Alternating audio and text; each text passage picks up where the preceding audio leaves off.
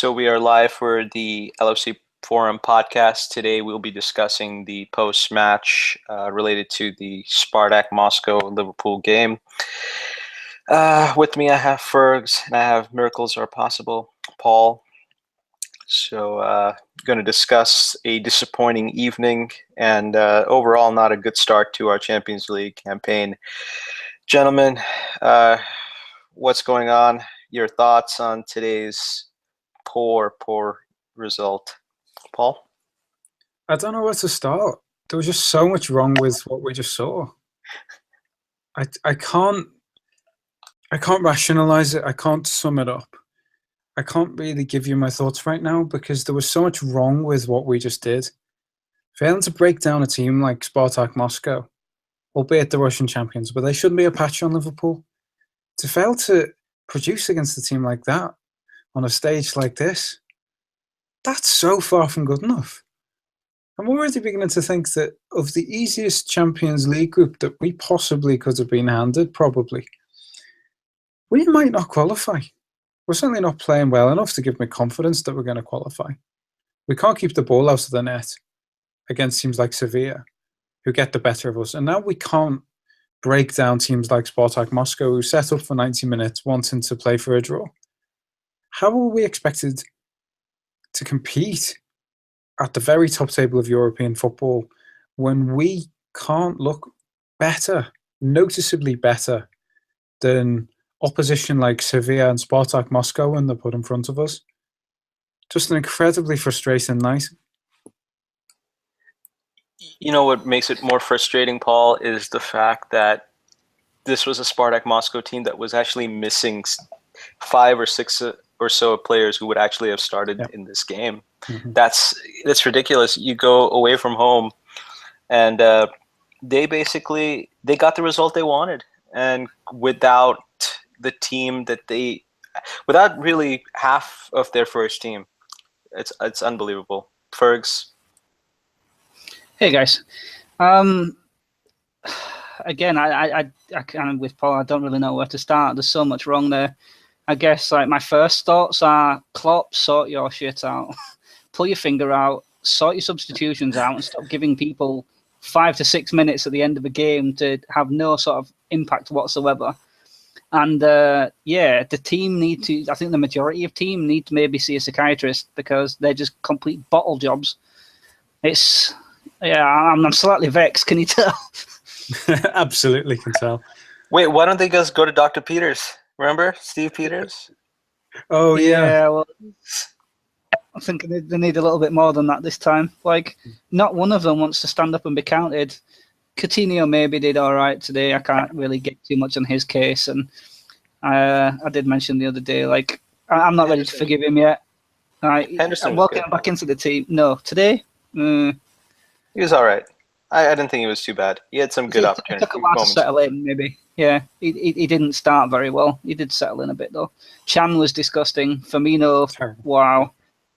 Yeah, he should have been hooked really, really, really quick. Yeah, that was absolutely abysmal from Karius. Though, to be fair, they shouldn't have got to that situation anyway. With it being a free kick there, we had way more than enough opportunities to deal with that, and we didn't. So, yeah, I don't know. Yeah, probably, I would say on the goal that we conceded, it was an absolutely ridiculous piece of play from Emre in the middle of the park to basically, I don't know what he was even doing there. He was trying to pass the ball ahead, went sideways, then went back with it because he didn't want the ball to go out of touch. I mean, let the ball go out of touch. Who gives a shit? Let it go out of touch. It's not a dangerous situation if it goes out of touch. Playing it back that way and expecting Alexander-Arnold to deal with that, then Coutinho giving away the free kick, which maybe is debatable if it was a free kick, but nonetheless, Loris Karius, each and every game now that he plays, he's in the spotlight for one reason or another. Quite frankly, he's been shit since he's got here. There's no other way to put it. He's been shit. He's not filling anyone with confidence. He's not even having a good game. he has to start there at least, have an average game, have a good game. Now he's just playing like shit every time he gets started on. And quite frankly, Klopp needs to sort this stupid goalkeeper nonsense out. There's no point in playing one goalkeeper for the Premier League and then one for the Champions League. We're not in that situation when the second choice keeper is shit.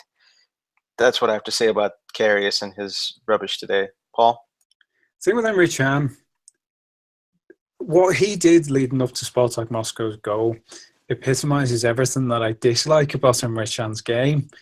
He's such a head down, take too many touches, run with the ball, headless chicken kind of midfielder. And he does have his merits. There are things he does well, but there are such obvious weaknesses to his game, and those weaknesses cost us tonight. As for the Karius situation, part of me likes the idea of trying to bed in who we hoped would be Mignolet's replacement by giving him some experience against perfectly beatable opposition in the Champions League. But he's not doing himself any favours, really. He should have saved that free kick. What we've now found is that Liverpool have been lumbered with 2 goalkeepers, neither of whom are good enough. We need to dip back into the market very soon for another goalkeeper, despite the fact that in the last 4 years, we've signed 2 who we hope to become our number 1. Now we need another one. It just defies belief that we can spend so much money bringing all these players to the club, get them in the shirt and find that they're not what we hoped. I just don't understand why Karius and Mignolet weren't improved on in the summer. And I certainly won't understand that if we don't dip our toe into the markets in January, I tell you that. Yeah, I don't see that happening at all, unfortunately, as much as it's needed. I don't either. We sit on our hands. We get complacent in the market. We've got a manager who thinks that we can't possibly improve on the central defence that we've got. I did make a quote the other day, though, didn't he? Something about... Go on, mate, sorry. No, I was going to say he made a quote the other day saying, like, I can see what's wrong and I'm aware of it. I'm trying to fix it kind of thing defensively. I'll see if I can find the exact quote while you're talking. Give me a second. But he's not trying to fix it, despite the fact that that's what he says. He had so many opportunities to fix it. He's had 2 years to drill his system into the minds of these players. 2 years of coaching should noticeably bring better performances out of the personnel that he's got. And 2 years worth of management should also be enough for him to be able to bring in the kind of personnel that should be able to play the kind of game that he wants Liverpool to play in the very first place. He's sat on his hands. The idea that he's somehow tried to improve this defence, I think, is a complete fantasy. It doesn't align with the facts at all. No, Fergs, the thing is, you probably can find the quote, but I just don't think it's going to happen. I believe he'll try. I just don't think it'll happen. I mean, I'm trying to get a date with Margot Robbie and then Gal Gadot after that, but that doesn't mean it's going to happen. So yeah, I found the quote here anyway. So he says, and I've got to pop up. He says, I should not take the goals we concede too easy because it's obvious we've conceded too much. There's no doubt about this. It's really hard for me. I'm usually a good defensive coach, to be honest. But you see, it works not too good so far. It's how it is. So, yeah, he says he's a good defensive coach, yet has done absolutely nothing. Yeah, he's done absolutely nothing. Do you know what really annoys me about the way people have started to take this defensive situation is this cliche that Klopp defences are always really poor and that it's a natural consequence of the way we play football that we're going to defend like this. It's not true. Every time Klopp's won a trophy, he's had the best defence in that competition, which means that if we want to play the way Klopp wants to play, our defence is going to need to be doubly as good as we otherwise might want it to. It makes the whole complacency that you mentioned, Fergs, just incomprehensible. I can't wrap my mind around it at all. It's naive and criminal to think that so far, I mean, his tenure has not give any sort of defensive improvement whatsoever. Like, they might say Moreno's improved as an individual, but as a cohesive unit, our defence is no better at all than when he got here. Now, for him to come out and make a comment about him being a good defensive coach and not being able to transfer that into our team is, yeah, it's laughable, really. It's it's not just about the people we've got or the people we could have signed. It's just the fact that on the training ground, they don't seem to be doing anything to change what we've been able to see and what's been on show for the past umpteen years. Like, it's just the same repetitive, nonchalant crap where people are not switched on, people are naive, they're not in the right positions. I pointed out something, I think it was just after their goal, there was a ball played through and Lovren just disappeared like 5 yards past the ball. I was just like, what the hell is he doing? He's just nowhere. And as a centre-back, you can't have that. See, defending to me is a lot about discipline. It's a lot about timing. It's a lot about technique. And quite frankly, at this point, technique and timing is something that technique can probably be worked on. Timing is something that's probably just intrinsic. And in certain players, they're just natural defenders like Jamie and Sammy, those guys. But I don't even think it's hard to coach though, dude. Like, defensive 101, like, don't stick your foot in for the ball unless you're 100% sure you can take it. Like, you don't need to make the challenge. You just need to stop their sort of them moving forward with it or to cut off the pass. Like, jockey, be a yard off so you can react to what they're doing and you don't let them run past you. Don't go charging in, trying to make an attempt to get it, thinking, yeah, I've got to do this because it makes it look good when I'm cutting balls out and making interceptions. That's not defense. Like, to defend is to stop something, like in a game of football, is to stop something happening. Like, you want to stop them scoring a goal. You don't necessarily need to stop that man from getting past you. You just need to stop the goal. If we're sitting in a good defensive shape as a cohesive unit where everybody's making the right movements at the right time, we're a really hard unit to break down. But we don't do that. We're a team of individuals who have got this gegenpressing thing stuck in their head where they have to go close the ball down. And that even one extra person, when there isn't somebody covering, if they go to close somebody down, it's 2-on-1. If he plays the ball into the space, there's a free runner there. It's a retardedly stupid way to think about defending. Like, maybe in the opponent's half, I have no problem with that, as long as we have the numbers back and in the right positions to stop them moving forward and progressing up the pitch. But as soon as we're in our half, we shouldn't be doing that. We should be sitting in a couple of banks, make sure people are in the right position, not getting pulled apart. Yeah, it's frustratingly simple. And the fact that we don't seem to grasp it or can't defend for our lives is really starting to piss me off, for want of a better expression. although I don't think today was really much of a day to focus on the defense, because Spartak didn't really attack much at all today. Their goal was a terrific free kick, obviously, and made possible by really poor goalkeeping as well. But other than that, I thought it wasn't a game where we needed to defend reasonably well at all, because Spartak just didn't want to attack. What I was more disappointed was how toothless our attack looked at times. And the substitutions that Klopp did in the second half, which basically sucked all the momentum out of the game and out of our attacking play, and that for me was the real problem. I've always felt that our attack has been very good, but at the same time, it's also not that hard to stop as well. There are ways to stifle it, and many teams now have stifled it. It's not like it's not like we're Madrid. So yes, we can be lethal, but at the same time, yes, we can be stifled. Paul? What tonight showed is that we absolutely need to put to bed this lazy cliche that the only issue with the Liverpool team is the defence. People say, oh, they're great going forward, but if only they could sort out the defence. And it's understandable people look at the way Liverpool play and think that, and arrive at that conclusion. But you're right, you're absolutely spot on. The way we attack, if you can keep a defence organised for 90 minutes, you can make that attack look absolutely ordinary, completely average. And what frustrates me even more is not that they tend to run out of ideas, but that the good ideas that they have, when they do start to step it up a gear, when they manage to find the right pass, they look as if they're about to get the opponent right where they want them. Is the fact that from above, the instructions contradict everything they're trying to do. As you said, Klopp's decisions today robbed us of our attacking momentum. Firmino's no good out left. He's never been a left winger. He doesn't have the pace.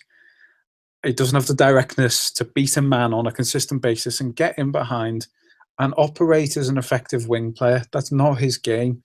He's a number 10. He's not a number 9, despite what the back of his shirt says. He's a number 10. He's a brilliant number 10. But to take off Mane, who in my opinion had been our best player, just to accommodate a player who doesn't belong where Mane plays anyway, is inexcusable. There's no rhyme or reason to why Firmino was allowed to stay on the pitch and Mane was brought off. It was completely contradictory to what everyone else could see.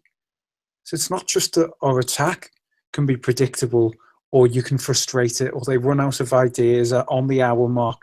It's at the very top level, from the manager downwards, the decisions that are made in order to bring the best out of that attack don't do that at all.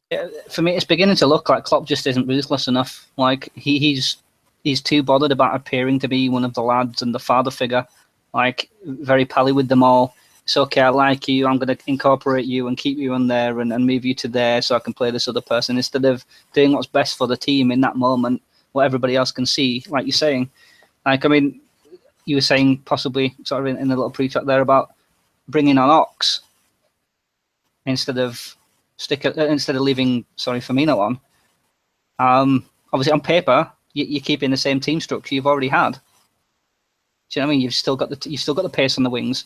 Taking Mane off then was stupid. I mean, is he not fit? Can he not play a full game? Yeah, I mean, fair enough, he's been banned for 3 league games, but he's still been playing in the Champions League. And yeah, I don't know. I'm just frustrated. I totally agree with your point, though, that it is a lazy cliche to say we're only poor defensively. And we do have a lot of genius sparks and a lot of really good movement and good attacking play. So I wouldn't say we're poor attacking-wise. We're very, very poor at finishing off chances.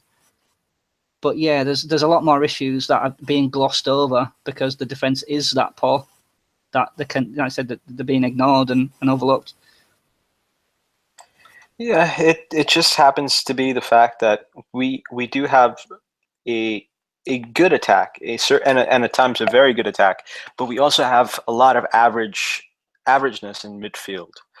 So there is almost no creative spark from midfield bar Coutinho. There is none whatsoever. At least none that's consistent enough. You can't expect Wijnaldum, Henderson, Emre Can, James Milner, these guys to be a consistent player. At least there is no consistency in their game when it comes to creating chances for this team. Henderson has one ball in his arsenal that is dangerous, and that's that little crossfield cross, it almost like the one from midfield where he crosses it in there, and it's a good ball, but every now and then it'll work. There just isn't any consistency in that midfield, and eventually what you see, like we saw today, the front 3 get tired, and then the movement stops, and once the movement stops, then it's basically go out to the fullbacks, and then let's see if Moreno and Trent Alexander-Arnold can conjure up a good cross, and that's about it. And that's what we saw for the last 20 minutes or so. Tonight's performance has left me feeling like what we're crying out for at the moment is a change of system. Because barring Coutinho, the midfield that we've got is just full of workaday water carriers, really. As you said, Henderson doesn't really have that much in his locker. He has got that one pass. That's quite a nice pass. What you see midfielders like him and Chan do is they'll get the ball further up the pitch, not because it's often the right pass or because they've spotted an intelligent way to break through opposition lines. It's because they want to leave the creative work to players like Salah and Mane and Firmino. And do you think we should do a 4-2-3-1 then? Yeah, because tonight, one of the only good things I can say about our performance is that Coutinho looked every bit of central midfield. The passing range on him is absolutely outstanding. and the way he moves forward with the ball, I can't see a single weakness in Coutinho's game. So if you And his want to defending was good too. yeah, yeah, His, like his, I was gonna his, say his that, but I covering, was his gonna covering was good tonight. It was good tonight. it was really good. I think if you put Coutinho in a midfield too, you minimise the effect that the averageness of the midfield has on our team, and it also has the added advantage of being able to put Firmino somewhere he's more comfortable, because tonight was another one of those games that hammered home the point to me that he's not a striker. He's all right as a false nine. He was outstanding as a false nine against Arsenal, for example. But it's not his game. He needs to be consistently deeper in the team. I can't Sturridge see didn't do any very well reason for why. me, came on. That's true, but just in general, in spite of Sturridge's obviously poor performance, it still, I think, plays in general more to the strengths of the team that we have on paper. Everything else notwithstanding. Yeah, paper-wise. To have Firmino a bit deeper, to have a striker that he can service, and a midfield too, just to mitigate the relative averageness of our midfield. Yeah, Coutinho did do well, actually, defensive contribution. It's something I was watching out for today, and he did make a couple of really good tracks back and nicked the ball a couple of times as well. So I was going to bring that up, but I was going to kind of do it more towards the end, so you couldn't rip me too much for it. Oh, no, mate, that was always coming. I'm sorry. Yeah. But no, fair praise. He's mucked in a little bit, so let's see if he can keep doing that moving forward. I think he will. Again, I've always praised his work rate. Well, you know, I think it was last season or the season before when Coutinho was playing games and others were resting. Klopp had said he's just a natural athlete or something to that effect. He can play midfield. I have no doubts about him playing midfield. I don't even have doubts of him playing midfield in a midfield too. I'm that confident in him, and I'm that disinterested in playing three midfielders, especially when two of those three midfielders are Wijnaldum, Chan, or Henderson. There's absolutely no need for those kinds of. There's absolutely no need for them, especially in a game where you know that the other team is going to cede basically 60% or 70% of possession to you, and is going to defend in two very, very disciplined banks of 4 or 5 even at times. So there's absolutely zero need. I can understand in certain games going away from home to the Etihad Stadium or to Old Trafford or something like that. That's fine. If you want to play with Wijnaldum, Chan, Henderson, I totally get that. You want to play on the counter. But this is, quite frankly, rubbish when you have to play with those players. And why Klopp did not put in Alex Oxlade-Chamberlain for Emre Can is another thing that just annoyed the hell out of me. I'm sorry, but there is no need for Wijnaldum in this game. There just isn't. What you need was someone to drive the ball from midfield, take it forward at pace, and possibly create something in this game. Quite frankly, Wijnaldum is not. Would you play Ox in midfield, though? Would you be comfortable? I would. In this kind of a game, you're giving him 15, 20 minutes. Why not? It's not like you're giving him the whole 90. What is Wijnaldum doing? He takes a touch, he looks, he surveys, and he plays it back to Henderson. That's his game. That's all he does. And he never scores away from home, so what's the point in playing him? There's absolutely nothing distinct about his game. I mean, if he and Henderson were physically indistinguishable from each other, I wouldn't know which player was which. They don't play a different game. They have the same kind of safe, as I've used as a compliment in the past, tidy. I'm now using it as something of an insult. Tidy kind of play. They don't do a great deal. And the way in which they don't do a great deal is extremely similar. We've no need to ever have those two players on the field, especially not tonight. I think Ginny's a lot better with the ball at his feet in regards to taking players on. Like, you notice his kind of dribbling skills. He's a lot more confident in that respect than Henderson, but I think Henderson's got a much better passing range. I do think they're very, very similar, but there are some differences. Sure, there are some differences, but those don't really express themselves on the field. The way they play for Liverpool is the same kind of safe, keep it ticking over, let's not get our boots too dirty kind of averageness. Yeah, I don't think they complement each other well. No, absolutely not. No, they don't. The styles don't complement each other well. And as for a midfield sort of plan, I don't think it complements each other well. No. What I was going to say is when Acumen there referenced he wouldn't be bothered about Coutinho playing in a two-man midfield, or obviously even a three-man midfield with one of Chan, Gini, or Hendo. I wouldn't have a problem with that if we had a specific defensive midfielder in there. I'd have no problems with him doing that alongside a defensive midfielder. I don't think a two would work with any of the personnel we have at the moment, though. Yeah, too bad we sold Kevin Stewart, huh? I think it'd still work better than what we've got. Yeah, I do think so. I agree. Playing Coutinho and folks, you're right to say that it wouldn't necessarily be ideal if we had a midfield two of, let's say, Coutinho and Henderson.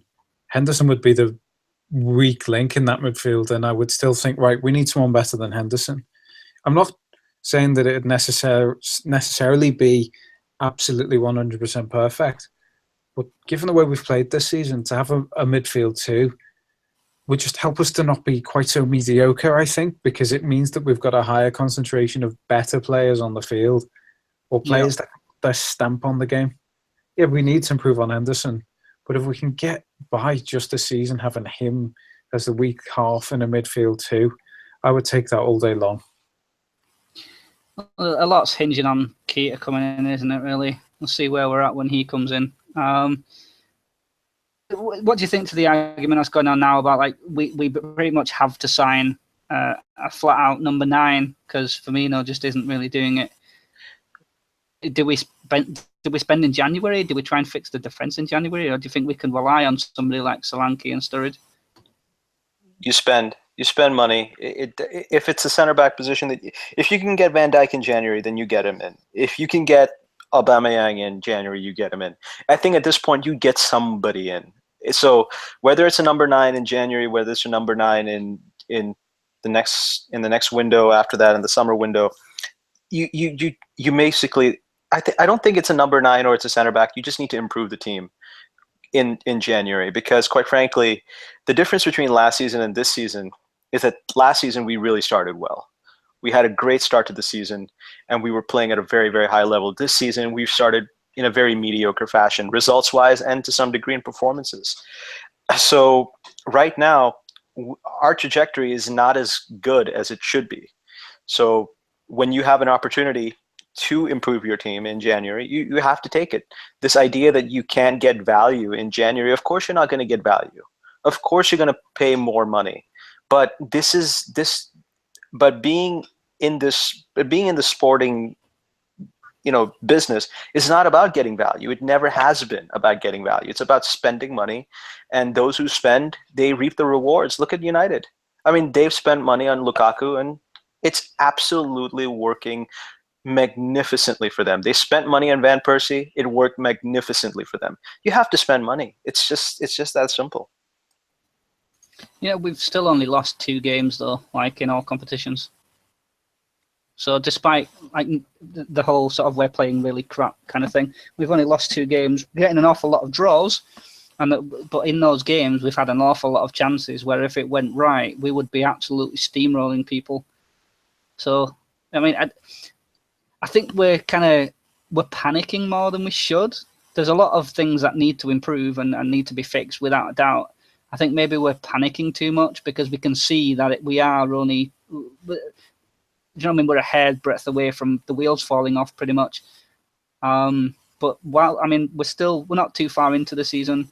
We've only lost 2 games, of one in the league. We're out of a cup. It's not as bad as it could be. I'm still disappointed, but yeah, I think it could be worse.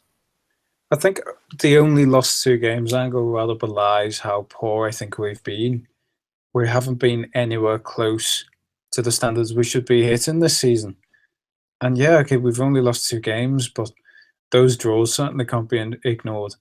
And I definitely don't think you can just put it down to, being a bit unlucky in front of goal. The fact that we're so profligate with the chances we create is a very big part of the problem facing Liverpool at the moment. I definitely wouldn't say we're unlucky in front of goal. I think we make poor decisions. Okay, fair enough. Well, even that, okay, yeah, we certainly do make poor decisions in front of goal, but I think the problem runs an awful lot deeper than just saying, okay, with the odd right decision, then things would be a lot better, because that's one part of our problem, but it's not the only problem. One that we saw tonight is that we do struggle, even when we have so much more of the ball than the opponent. We do struggle to create chances that make you think, Christ, that's got to go in. Yeah, there were a couple tonight, absolutely. But we didn't do that, in my opinion, anywhere near enough. A couple of the chances we created were actually quite difficult finishes. And then after about the hour mark, what we decided to do was lump it up the field to a non-existent target man. I think our problems... Yeah, I know. Like, it's hilarious to think that we'd resort to that. We don't have someone who can just knock the ball down. We haven't got a Peter Crouch. We don't have anyone like that on our team, and thank God we don't. But we shouldn't have resorted to playing that with effectively 40 minutes left. We had almost a half of football still to play, even on the hour mark, and we started to resort to that. The problems that we've got in attack run so much deeper than just the decision-making that we have in front of goal. It's the actual methods that we use to get the ball in a position to go in the back of the net in the first place, because we're not doing it properly. We're not putting the ball on a plate for strikers to just tap in the way we should. We should have been able to break down Spartak Moscow quite easily. No disrespect to them, but we should have been able to get behind them again and again and again. And the fact that we haven't done that, the fact that we didn't do that, shows that our attacking problem runs an awful lot deeper than just the decision-making of the front three. How do we fix that then until January? Because obviously, we can't bring anybody in until then. If we even do bring anybody in to deal with those problems up front, so what's the stopgap? What do we do? Change formation. That's the only real thing you could do, whether it's playing Sturridge or Solanke up front. You have someone in there who's basically your designated number 9. And then you have other players in positions in which they're actually more comfortable. Mane on the left is comfortable. Salah on the right is comfortable. Firmino in the number 10 is comfortable. And Coutinho in the number 8 is comfortable. Basically, you've got your best players in your starting 11, and they're all in their most favorable positions. So it makes complete sense to me. The only, who we have to ask ourselves this: is Wijnaldum, Chan, are they worth it?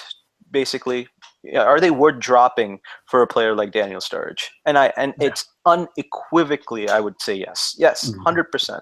It's absolutely, because Sturridge is a better player. Yes, he played a different position, but his impact on the team is immeasurably more than Wijnaldum, Chan, or Henderson's. It's just the way it is. He was outstanding the other night, but he came on today and stunk the place up really bad. They all did.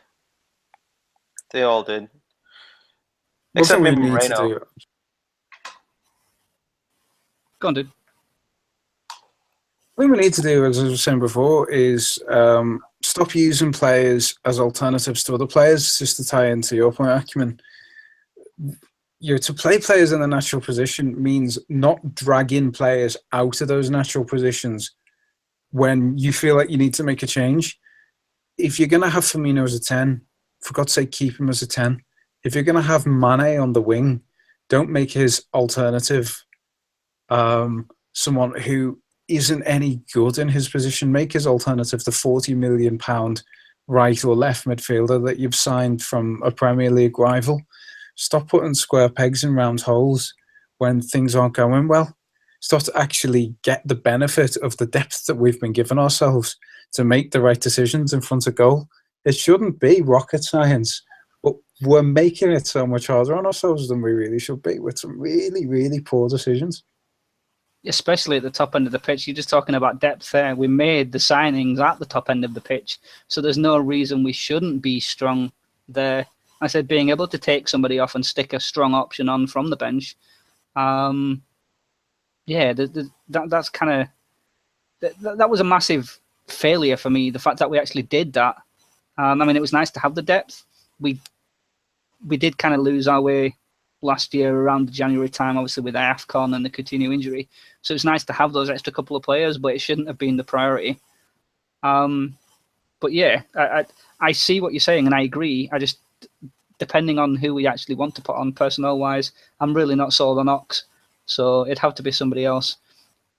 Sturridge, yeah, again, you can put him in the team, switch the midfield around. I don't know. I just want to see something different at this point, because it's obviously not working. Yeah, we can control the game, we can have all these chances, but we're not doing anything with it.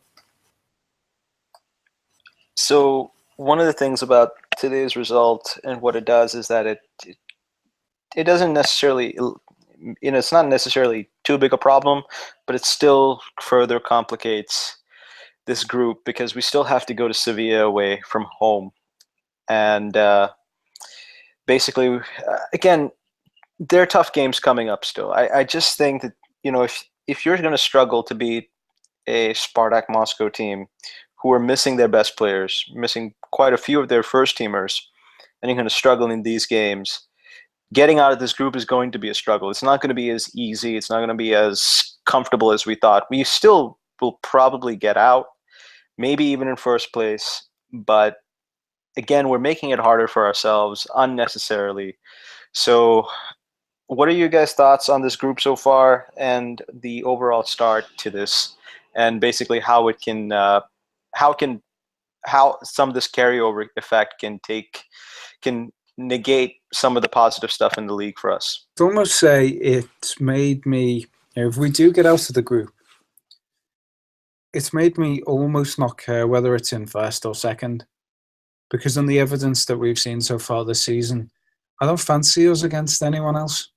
If we get out of the group, none of the other teams who are also going to get out of their groups are teams that I'd fancy our chances against anyway. So why should we worry about whether we go through first or second?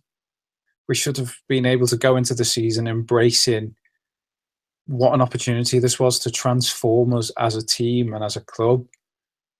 But we've singularly failed to do that. And now if we get out of this group, which we really ought to, whether it be in first or whether it be in second, the road surely stops at the round of 16 on the evidence we've seen so far. Yeah, we can't fail to get out of the group. We don't really have a choice. We have to get out. For the money, for the coefficients, we have to. It's too damaging not to at this point. We can't get into the Champions League proper for the first time in how many years and have a good run and not get out of the league, out of the group stage. We have to. I mean, a couple of podcasts ago, we were talking about the group we got given, and I said I thought we'd draw away in Russia. So yeah, I mean, I kind of saw that happening just because of the fans and the atmosphere and the pressure the players would be under and the travelling. Certainly didn't expect to draw with Sevilla at home. So the next two games, I think, is going to show us really, obviously, where we're going to be and whether or not we have a chance at getting out. So yeah, we don't have a choice but I can't say I'm overly confident. I just don't want to be in a position where it's not in our hands. That's basically that's my biggest fear, is that we're relying on other teams to fuck up so that we can get through, and that's really what I don't want. Again, I'm confident that we'll get out of this group. At this point, I don't really care whether it's 1 or 2, because, well, obviously I would prefer to be 1 because we'd probably get a better draw that way. But at this point, there are too many good teams in this competition who are just better balanced than we are right now. Maybe, again, I'm not saying that we can't beat one of those teams in a round of 16, possibly not Madrid or Barcelona or Juventus or someone like that. But there are teams that we possibly, if paired up against, we might be able to make it a good tie. But other than that, I just think there are just too many more well-balanced teams right now. And the sad part is that we possibly could have gone further if our business had been better in the summer. But I guess it is what it is for now.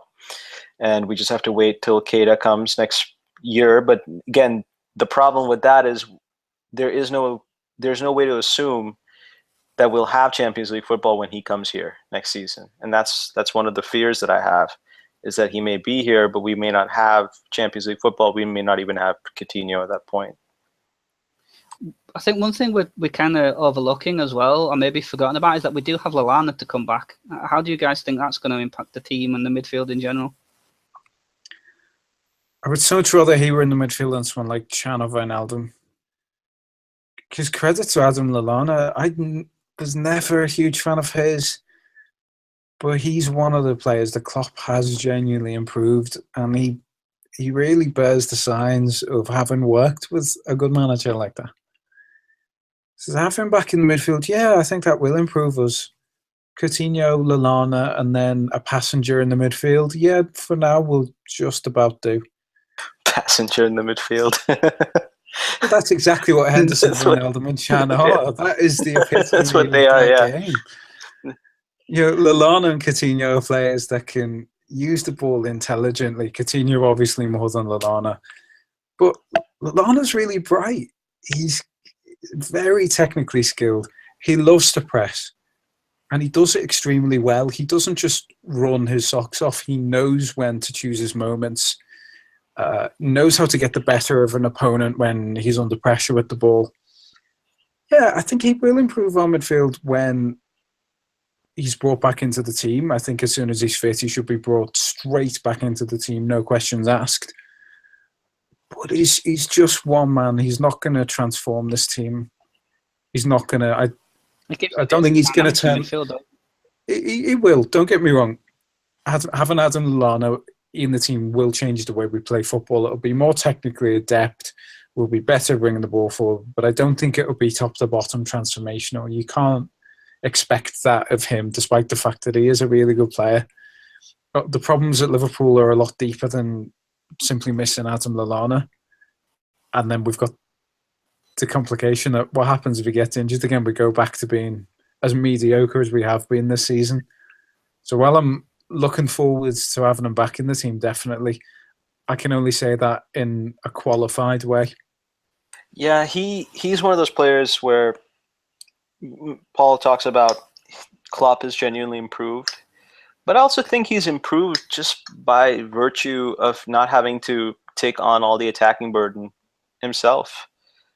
He's playing slightly deeper. He has better players that he's playing with now in Mane and Firmino and Coutinho. So he doesn't have to be the creative force, which kind of gives him a bit of freedom in a way, which I think he benefited from a lot last season.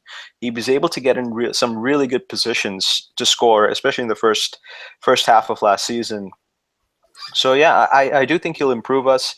Again, he's not one of those players who will transform, because he's just not one of those players. He's not a transformational player by any means, but he will certainly improve this team. And again, I'll be happy to have him back. I'll be honest with you. I'll be happy to have him back. I'll be happy to make sure that he's taking the spot of either Chan or Wijnaldum, who, quite frankly, both of them right now they're just not good enough to be in the first 11. And you can even add Henderson in there, because Chan can alternate with Henderson in the number 6 role. But other than that, none of those three players really warrant a place in the midfield, basically. But Lallana certainly does. What about Danny Ings? Would you bring him in as a striker? Nah. Until we can afford to bring somebody else in? No. Nah. No. I think Solanke's better, to be honest with you. Yeah. So Solanke's just got a higher ceiling. He's better with the ball. I rate him better in front of goal. I know Ings works hard, and you gotta love a trier. But I don't think he's all that great at football. I don't think his ability with the football will ever make him a Liverpool player. His attitude is unimpeachable. But in terms of his actual ability with the football, I don't think Liverpool is going to be somewhere where he really makes his name. Yeah, he'll be. I've been really looking forward. Sorry, go on. No, go ahead, Fergs. I was going to say, and I've been really looking forward to seeing him play, to be fair, because I think he's a typical Klopp striker. Like, the hard-working, contribute. He's Firmino, but with a little less ability. What we need right now up front is someone with a little bit more ability than Firmino rather than less. And the thing that leaves me scratching my head with the argument that hasn't just been made by you, that Ings is a typical Klopp striker, is the caliber of strikers that Klopp has been successful with, such as Aubameyang and Lewandowski. Those are typical Klopp strikers. And Ings, as someone who is frankly quite mediocre, is the anomaly. Yeah, my thinking was that, I mean, you're saying we could play Firmino as a 10, change the thing around, and then you stick somebody like Sturridge in. But just, I mean, don't get me, Sturridge is a fantastic player when his head's in the game. He's so skillful, and it's just great to watch when he's, like I say, when he's having a good game. But like when he comes on and he tries to do too much, like he was doing tonight, it's like it feels like he's got to do it himself. So my thinking was, if you're going to play that sort of formation and drop Firmino back, somebody like Ings that is pretty similar to Firmino, but obviously working as a pure 9 because that's his job, would that not work better because Klopp's still getting what he wants from the striker, but he's still utilising somebody like Firmino's ability? He's getting significantly less ability out of Ings than Firmino. I mean, to be honest, out of the two of Firmino and Ings, I'd still rather see Firmino up front. And then if you put Ings somewhere in the pecking order for a striker, I'd still, in spite of the fact that Sturridge was absolutely diabolical this evening, obviously, as you said, was really greedy, didn't make the right decisions, took too much on, I'd still, in spite of tonight's performance, put Sturridge ahead of him. I'd put Solanke ahead of him. That's, you know, yeah, I mean, I'm not saying I like the lad, and I really like his desire and his application. But of the strikers that we've got, he's probably the least capable, and I don't see the advantage in putting him ahead of players like Solanke and Sturridge, even Firmino. Well, yeah, it's not ability-wise that I'm trying to base it on. I'm just trying to think about whether Klopp would be interested in having that, because he's then having 2 forward players with the same sort of work ethic and same sort of style. Obviously, I mean, Firmino's got a lot better technical ability than Danny Ings, so not kind of too much of a direct comparison, but in play style and desire and stuff like that, Klopp would have 2 players that he likes up front playing that way. Oh, so your thinking is that what we could do is actually have Firmino and Ings effectively as a striking partnership, maybe? Firmino dropping back into the 10 is fine, or playing them as a 2, yeah, just because like they're so busy that the opponent's back line wouldn't get any peace at all. And then if you're looking at bringing people like obviously Mane and Salah in to run behind, the defensive line just has a lot more to think about if we're going to change formation. And I wouldn't say to stick him in now and playing him as a striker at the obviously by dropping Firmino. I just think, try to think along the lines of what Klopp could be thinking, that obviously, I mean, he's a totally different entity to Sturridge. Sturridge brings a whole lot of different stuff to the table, and so does Solanke as well. So it's nice to have those options. But just work ethic wise and yeah, just pure pressure and fitness and stamina. The thing with the pressure argument is that having a high press, it's almost like a contingency plan that's used to supplement your attack. We shouldn't base our entire attacking game on a striker being able to win a tackle against the defender and nick in to score. Oh, no, the way we attack needs to be based on how does this attack hang together, and it should never be about, right, does this lad have the ability to take the ball off a centre-back, or is he going to put the goalkeeper under pressure? What I'm more interested in is, does he have the level to play off these teammates in an intelligent, in a meaningful way? And I don't think Ings does answer. I don't think Ings does answer that question. I think Sturridge, despite the fact that he was woeful tonight, does answer that question, especially if you've got someone like Firmino behind him. Sturridge in an attacking 4 is less of a burden on the team than Sturridge in an attacking 3. Maybe the reason that Sturridge, I agree with that. Maybe the reason that Sturridge tried to do too much this evening was because he had too much to do.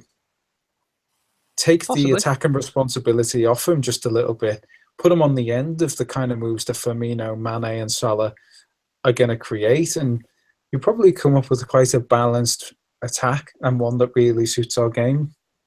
See, the thing is, for me, when I had to look at picking a striker, It's will Danny Ings work harder than most strikers? Yes. But the question is, there is an opportunity cost to playing him as opposed to playing a player like Sturridge there. Is that Sturridge may not work as hard as Danny Ings. He may not chase as far and as hard as Danny Ings, but his movement is better. His creativity is better. And the likelihood is that his understanding with players like Mane, etc., are better. And he's just more capable of creating something out of nothing as compared to a player like Danny Ings, who I will be honest with you, I wouldn't be surprised if he did play, he'd play well for us. But quite frankly, if I'm picking a team, the first things that I look at with a striker is who has better movement, who has better creativity, and who can get the best out of the other players playing alongside him. And for me, Daniel Sturridge will win that by a country mile every time. I just think Ings fits the. I mean, I think he'd fit the system better. Not necessarily, obviously, talent-wise. He'd fit gegenpress better. You're right in that respect. He'd fit gegenpressing better, for sure. I think you might be overlooking his movement ability as well. He's got very, very good movement and anticipation, great anticipation. He doesn't have the... Yeah, he's a poacher. He's a poacher, basically. Yeah, he's a poacher. I think so. Yeah. I think he would do... I'm not saying... I don't think he would do... I think he'd do all right in this team, but long term, at least, Oh yeah, long term. But as long as we're looking at if we're looking at an entire season, I'd say out of 38 games, if we're taking that as just as a sort of benchmark here, out of 38 games, I'd play Daniel Sturridge if he were fit. Out of maybe 29 or 30 of them, I'd play him in that role, if that were the case. And then the other games, we'd maybe give a little bit of Solanke, give a little bit to Danny Ings here and there. But about 30 games out of a 38-game season, I'd play Daniel Sturridge there all the time. I just think he's very, very good. And he looked very sharp against Leicester. And today he looked, not so sharp. But quite frankly, a lot of the players didn't look too sharp today. Yeah, nobody did. Yeah, except Coutinho, who had a super finish today. We didn't really, applaud his goal today. It was a super goal today that he scored. The movement and the link up there was much better than the finish. The play, he just dropped the shoulder and was gone. It's like, see ya. Yeah, his and Mane's ball was perfectly weighted. It was a delightful goal. I was really, really pleased with it. So that kind of sums up, the best part of what happened today. But the rest of it was, again, pretty dreadful. I'm sure there'll be people who will, not view this as a big as much, or they'll at least look at the performance and go, hey, we created a lot of opportunities. We had most of the possession. It's a step in the right direction. I just don't see it that way. For me, it's once again seeing a very similar story to what I saw last season, and that's what worries me. That's what I think I talked about with Paul maybe about a week or so ago, is that I'm seeing the same patterns in similar games, and that's what's upsetting to me. Yeah, you'd think we'd be looking to fix it and change. But I just wanted to point out quickly that I'm not advocating starting Danny Ings and playing him. I'm just kind of bringing it up as a discussion point and to see whether or not you think it'd fit into the system based upon your guys' comments in regards to changing the system. So it was just kind of a discussion give point. Him a shot, sure. I mean, I wouldn't be averse to giving him a shot, but I think he'd probably get a shot after Dominic Solanke, I think, if it was going to happen. Perhaps if we had actually won that game at Leicester and we were still in the League Cup, he would have had a chance to play probably before the end of the year. But, we seem to decide to go out of that League Cup with a pretty timid performance. So that's the sad part. That's really the sad part here. The whole season's been a sad part so far. Yeah, it's been pretty sad. It's been a pretty sad thing. Any closing thoughts for you guys today? Actually, I was going to say that I'm kind of speechless. I don't know what I think or where we go from here or how I see this improving. I don't watch Liverpool play anymore expecting that we're going to win. I didn't even expect us to win tonight, and I believe it's Newcastle next. And if you ask me whether I think we'll beat them, on paper, yeah, we should. But On the evidence of this season, I'm not confident. Benitez, and as you probably know, I'm someone who's quite critical of Rafael Benitez's latterly developed managerial style, should we say. He is very good at keeping a team very well organised, and that has its place. A team like Newcastle should be all over a system like that. And to see someone who's so good at setting up a team to be organised and be solid and not to take too many risks, come to Anfield, given where we are at the moment, scares me, because that's exactly the kind of team that causes Liverpool problems. So on tonight's performance, whatever happens this weekend against Newcastle, I can't say I'm looking forward to it. I guess my parting thoughts would be, can we get Mignolet's missus to have a word with the rest of the team and see if they can buck their ideas up as well? Because whatever she said to him seemed to have worked. Well, not last weekend, at least. Well, no, that was pretty horrible. Not last weekend. He allowed one, because he's been okay for quite a while now. He So fucked up that penalty. He just went right over the ball, completely took away the man. Well, I don't know what the fuck he was doing over there. But yeah. We can have a brain fart, but yeah, let's get somebody to talk to the team and kind of Steve Peters. I told you, Steve Peters at the top of the podcast. I told you, Steve Peters. That's the guy. That's the guy who was responsible for the 2013-14 title run. That's the guy. Not Brendan. Yeah, let's get that guy in again. I don't know what happened to him. Apparently, he just got fired. Apparently, I don't know what's going on with him, or he left. But again, with regards to Newcastle on Saturday, I'm quite confident. I don't think M's dad is going to really do much damage to us. So I would be surprised, given M's attitudes towards Rafa Benitez, that their relationship was strictly paternal. So let's. I think on that note, we're going that way. So, anyways, guys, it was good having you on, and it's a nice way to end this podcast, I guess. On a lighter note compared to the dull performance that it was today. But thanks for joining, and we'll pick it up on the weekend. Pleasure. Speak soon. Yeah. Take care. See you then. Take care.